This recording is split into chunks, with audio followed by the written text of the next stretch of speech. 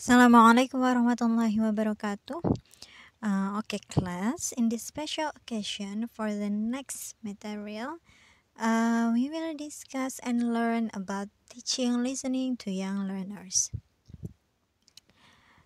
Mengajarkan listening kepada anak-anak atau khususnya di sini kepada anak SD.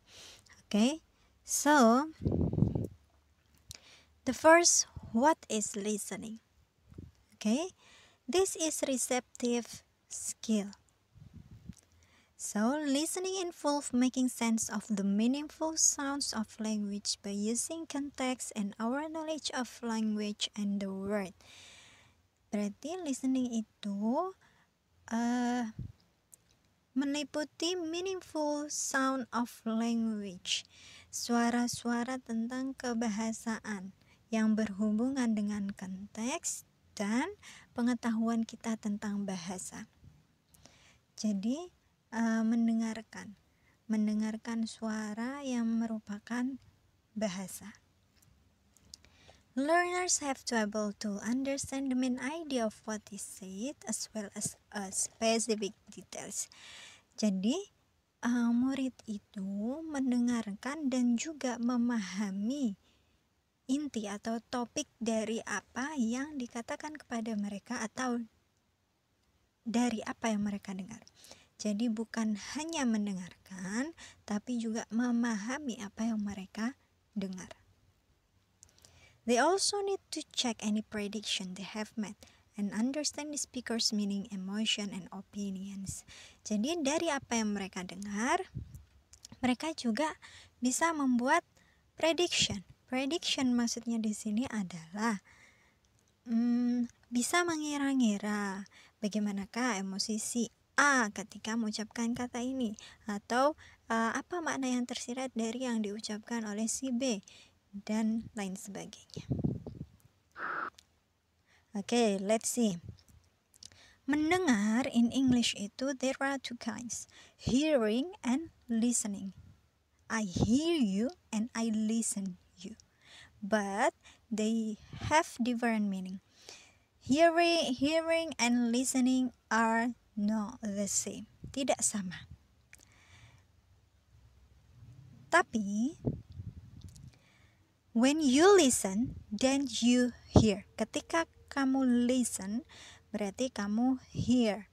But when you hear, you don't listen. Tapi ketika kamu hear, kamu tidak listen. Nah, di awal kan saya menjelaskan, listen itu adalah mendengar dan juga memahami. Itu ya intinya. Dan kalau I hear, you hear, berarti kamu hanya mendengar saja tanpa tahu apa maksud dari lawan bicara atau apa yang didengar. It means listening activity endorsed by hearing. Okay. Kalau listening sudah pasti hearing. Tapi kalau hearing bukan pasti atau belum tentu listening. In order to be able to listen in class, children need to be able to hear. Okay, sudah pasti. Kalau mau listen berarti harus hear. Intinya seperti itu ya. Selanjutnya, goals of teaching listening to young learners. Okay. Listening itu adalah salah satu skill dalam mempelajari bahasa Inggris. Ada reading, writing, speaking, and listening. And listening is one of the skill. Nah, apa tujuannya untuk siswa ketika mempelajari listening? Ketika guru mengajarkan listening kepada anak itu. Okay, the first, define listening as it relates to children. Berarti tentukan bahwa listening itu berhubungan dengan anak-anak. Karena listening berhubungan dengan anak-anak, mereka mendengarkan bahasa, jadi listening is important for them. The second, describe different learning channel. You have to describe atau mendeskripsikan beberapa cara atau kanal untuk mempelajari listening. Next, list example of type of listening skill that young learners need to have. Dan berikan contoh-contoh listening kepada anak yang harus mereka punyai. Explain how total physical response help student with different learning channels develop listening skill.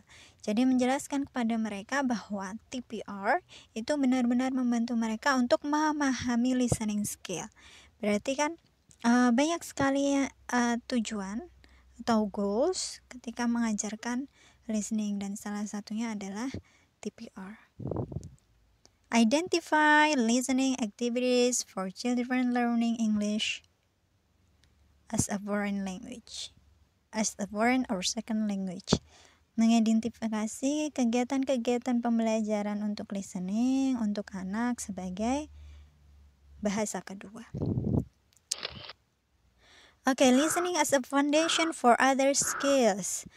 Okay, from listening, the children prepare to learn about speaking, reading, writing. Jadi dari listening anak itu bisa mempelajari the other skill lainnya. Dari listening anak bisa belajar speaking, reading, and also writing. Okay, next, the 6 stages of listening. 6 tingkatan dari mendengarkan. Yang pertama, hearing something. Tingkat pertama adalah mendengarkan sesuatu. Hanya mendengarkan saja. I hear the bell is ringing. Saya mendengarkan bel berbunyi. Ya, hanya mendengar saja. I don't think anything about it. Selanjutnya yang kedua, paying attention. Memberikan perhatian. Yang pertama, saya mendengarkan bel berbunyi. Yang kedua, paying attention. Okay? Paying attention, memberikan perhatian. Oh, ada suara bel berbunyi nih, gitu. Nah, itu sudah memberikan perhatian. The next, understanding the sound. Understanding the sound, memahami suara tersebut.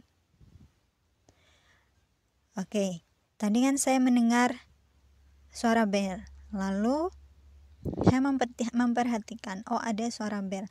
Selanjutnya memahami, ini bel dari mana ya? Gitu kan, memahami. Is it the bell from the neighbor's house, or is this the bell from my house? Apakah bel dari rumah sebelah atau radio dari rumah saya? Nah, memahami. Selanjutnya nomor 4, evaluating. Mengevaluate. Ketika tadi sudah memahami, oh ini bel dari rumah saya, seperti itu kan. Nah, selanjutnya evaluate. Evaluate maknanya adalah, oh apa yang harus saya lakukan selanjutnya kalau kayak gini, ya kan? Oh, saya dengar bel nih di rumah, terus what should I do? Apa yang harus saya lakukan? The next, responding. Memberikan respon. Nah, ketika sudah mendengarkan ada bel, turunlah kita atau ke depan pintu and opening the door. Karena itu respon. It means that there's a guest for us. Ada tamu yang datang. And the last, remember the communication. Dari mendengarkan bel tersebut, selanjutnya adalah the last stage, communication. Dan akhirnya kita komunikasi dengan tamu yang datang karena bel tersebut, mendengarkan suara bel tersebut. Next, rules of listening in young learner classes. Okay, this is the rule for teacher. Aturan untuk guru ketika mengajarkan listening kepada anak di kelas. The first, they should be engaged or work in the listening task activity. Jadi mereka harus diberikan tugas, bukan hanya listening saja, sudah mendengarkan dan memahami saja, tapi harus ada tugas sesuai dengan listening tersebut. The second, the student should be engaged with different tasks according to their age, learning style, listening capacity, and phonological awareness, of course.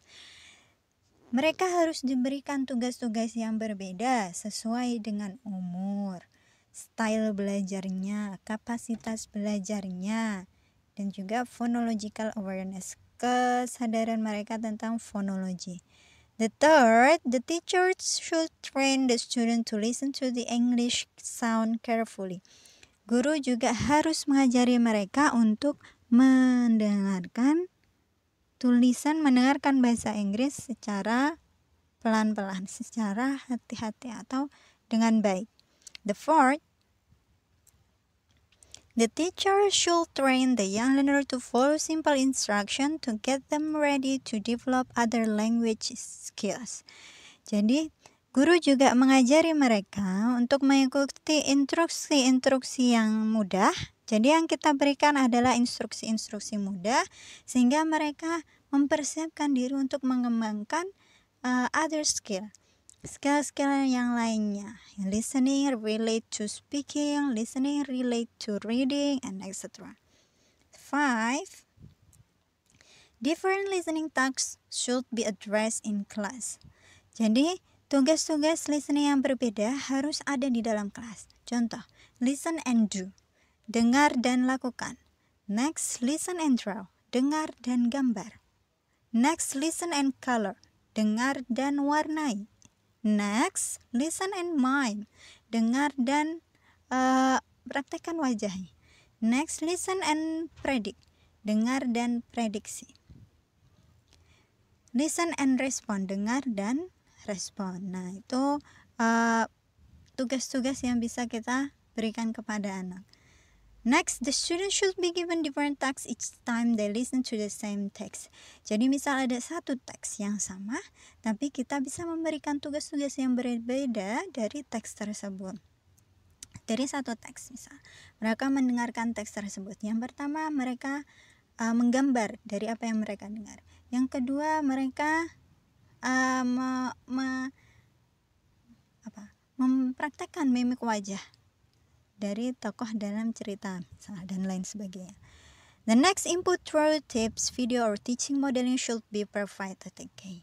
Karena ini listening activity dan we have used, kita harus bisa menggunakan tip atau videos atau guru sebagai modelnya. Next, 8. Teachers should be aware of the importance of familiarity, difficulty, and teacher languages. Jadi, guru harus memahami pentingnya atau kesulitan siswa dan juga kebahasaan seorang guru. Jadi maksudnya di sini adalah kita harus memahami dengan cara mengulang apa yang kita ucapkan, menggunakan gesture, intonasi yang baik, dan juga ekspresi-ekspresi yang membantu siswa itu memahami apa yang mereka dengar. Next, it is important to embed listening into stories, games, routines, rhyme, or song.